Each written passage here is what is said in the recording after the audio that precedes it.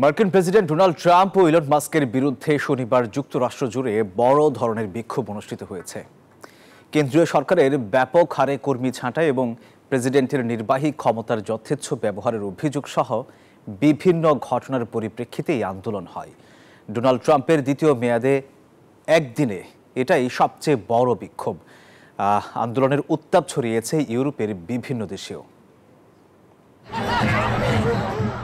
শনিবার ওয়াশিংটনের মেঘাচ্ছন্ন আকাশ ও হালকা বৃষ্টির মধ্যেও ট্রাম্প বিরোধী প্রতিবাদে অংশ নেন হাজার হাজার মানুষ।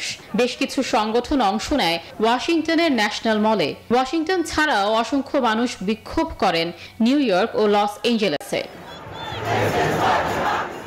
শুল্ক নীতির আড়ালে নিজেদের কর্তৃত্ববাদী রূপের বাস্তবায়ন করার চেষ্টা করছে ট্রাম্প প্রশাসন, এমনটাই অভিযোগ বিক্ষোভকারীদের। বান্ডেল থাকলে প্রতি সেনমানিতে টাকা বাঁচবে।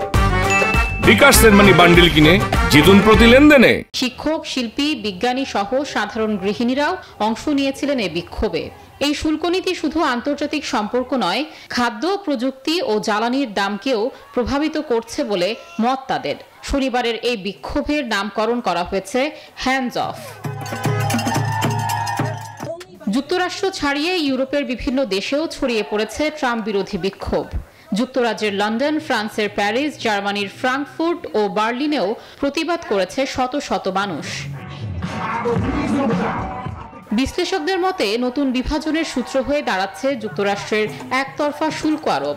ট্রাম্পের এই নীতির প্রতিবাদ এক বৈশ্বিক প্রতিরোধে রূপ ধারণ করতে পারে বলেও আশঙ্কা তাদের।